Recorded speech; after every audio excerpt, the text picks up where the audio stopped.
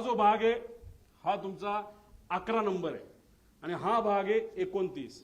हे जे मोठी चर्चा करतात, अरे बाबा तो जो असा हिलटॉप वर आहे आपला लँडिंग स्ट्रिप, त्यामुळे फार डेंजरस आहे, फार अवघड आहे, हे आपण लँड करू शकत नाही असं लोक बोलतात. ते खरंय. आता ही ती जागा आहे 11 नंबर आणि ही जागा आहे 29 नंबर. मागे घे. ती आहे MIDC ची साईड. इथं तुम्ही जर गेला तर सपाट आहे, सपाट, काही तिथं टेन्शन नाही. तिथं तुम्ही कसंही लँड होऊ शकता. त्यावेळेस जे विंड स्पीड होतं ते ऑलमोस्ट नव्हतं.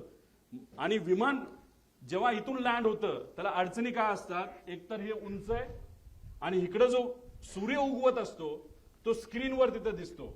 मग सगळ्यात बेस्ट ऑप्शन काय असतं, बाबा इकडं नको जायला, सोपी साईड 29 साईड आपण घेऊ, 11 नको घ्यायला, असा निर्णय बऱ्याच वेळा त्या ठिकाणी घेतला जातो. मग ह्या विमान चालकाली तो निर्णय घेतला होता का, पुढे जाऊन बघूया.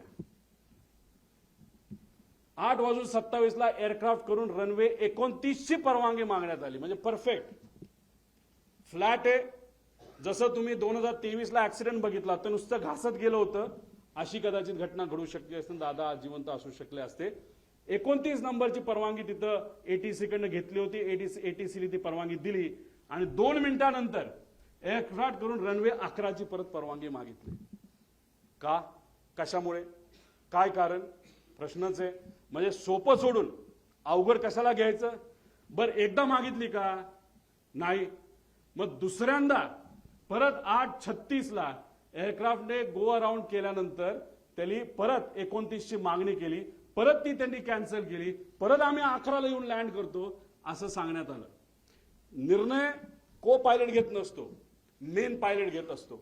को पायलट कम्युनिकेशन करत असतो.